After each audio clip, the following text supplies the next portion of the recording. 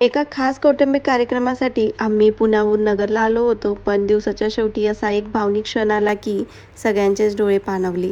काय घडलं ते शेवटपर्यंत नक्की बघा.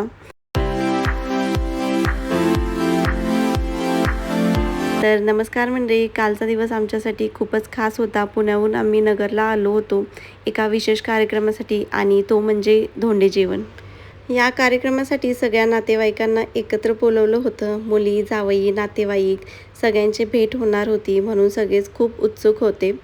यावर्षीचा हा कार्यक्रम आमच्या नंदेचा पहिला धोंडे जेवण होता, पण त्या सध्या परदेशात असल्यामुळे त्यांचं येणं शक्य नव्हतं.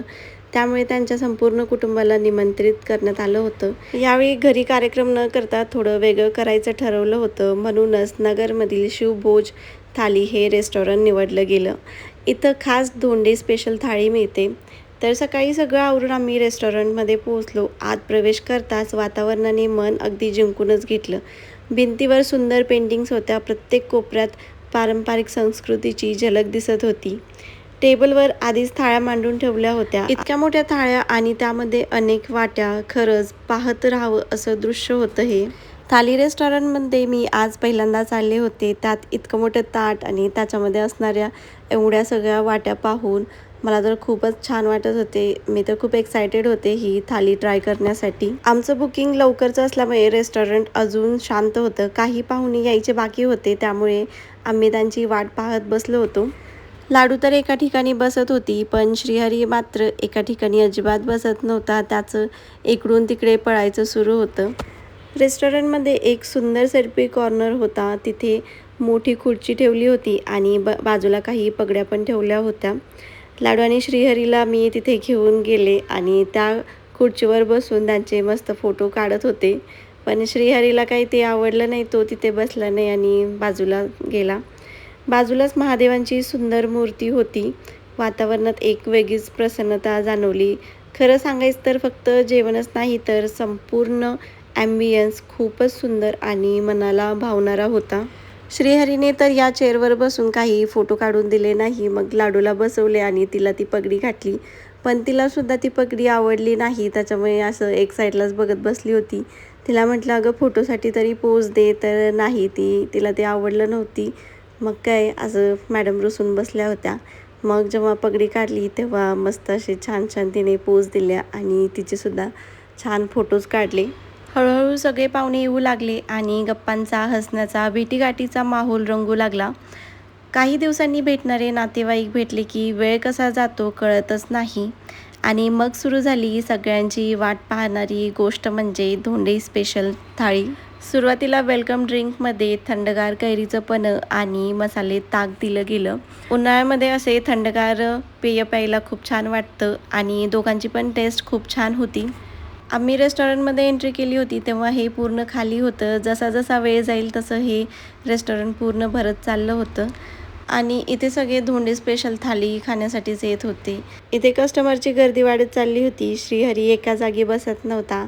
मग थोड्या वेळासाठी मोबाईलवरती या दोघांना मी कार्टून लावून दिले होते. मग ते दोघे पण असं बघत बसले होते. आणि आता इथे थाली वाढण्याचं काम सुरू झालं होतं. सुरुवातीला यांनी लोणचं आणि 2-3 प्रकारच्या चटण्या वाढल्या होत्या. थाली वाढण्याचं यांचं स्पीड तर खूपच जास्त होतं. खूप पटपट ते सर्वांना थाळी वाढत होते. एकामागून एक पदार्थ वाढले जाऊ लागले. तर या थालीमध्ये स्टार्टरमध्ये हराभरा कबाब, खमंग ढोकळा होता आणि चाटमध्ये काश्मीरी दहीवडा चाट होती आणि स्वीटमध्ये धोंडा, पुरणपोळी, आमरस होता. आता हा प्रकार माझ्यासाठी नवीनच आहे. मी यावर्षी पहिल्यांदाच हा प्रकार बघत आहे, कारण माझ्या माहेरी असं धोंडा वगैरे काही बनवत नाहीत. तर मी पण पहिल्यांदाच हा प्रकार ट्राय करणार होते. तर आता इथे भाज्या वाढायचं सुरू होतं आणि भाज्यामध्ये सुद्धा वेगवेगळे प्रकार होते. त्याच्यामध्ये पनीर हंडी होती, भेंडी मसाला, आलू बैंगन रस्सा, छोले, पंजाबी शेवभाजी, काळ्या मसाल्यातली शेवगा, दाल तडका, गुजराती कढी. तर सर्व भाज्या एकापाठोपाठ एक सगळ्या वाढून झाल्या होत्या आणि इथे शेवटी आमरससुद्धा वाढून झाला होता. त्यानंतर इथे पुरणपोळी, त्याच्यावरती साजूक तुपाची धार सोडली होती आणि त्यासोबत फुलकासुद्धा वाढला होता. त्याच्यानंतर थाळीमध्ये पुरी आणि पापडसुद्धा वाढले होते.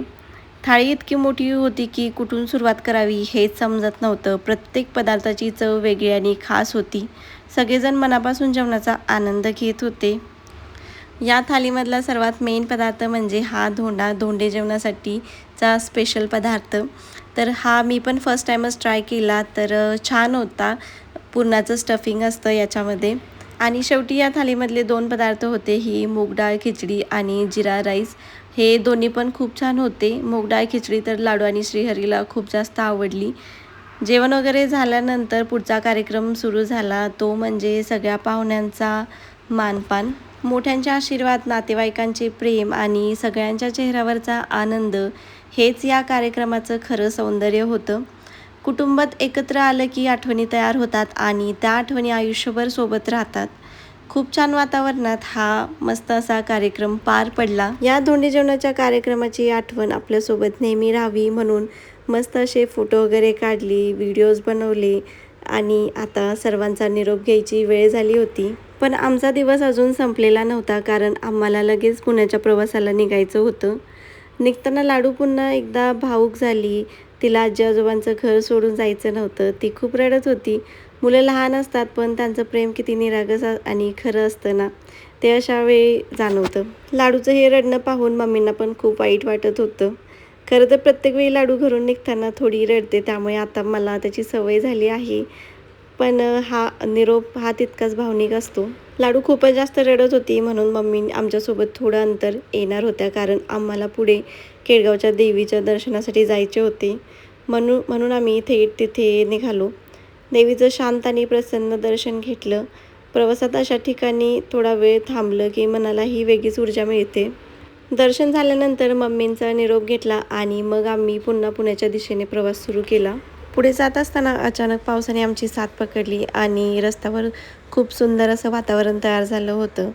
एकीकडे पावसाच्या सरी आणि दुसरीकडे दिवसभराच्या धावपळीमुळे थकलेली मुलं. थोड्याच वेळात लाडू आणि श्रीहरी दोघंही गाडीत शांतपणे झोपून गेली. दिवसभराच्या आठवणी, भेटीगाठी, आनंदाचे क्षण आणि शेवटचा भावनिक निरोप सगळंच मनात पुन्हा पुन्हा येत होतं. अशाच सुंदर आठवणीसोबत आमचा हा दिवस संपला. पुण्यात पोहोचायला आम्हाला रात्री खूप लेट झाले होते, पण दिवस मात्र खूप खास आणि स्मरणीय ठरला होता. तुम्हाला हा कौटुंबिक ब्लॉग आवडला असेल तर व्हिडिओला लाईक करा, चॅनलला सबस्क्राईब करा आणि कमेंटमध्ये नक्की सांगा की तुमच्या घरी धोंडे जेवणाची परंपरा आहे का? चला तर मग भेटू पुढच्या ब्लॉगमध्ये. तोपर्यंत काळजी घ्या आणि हसत राहा.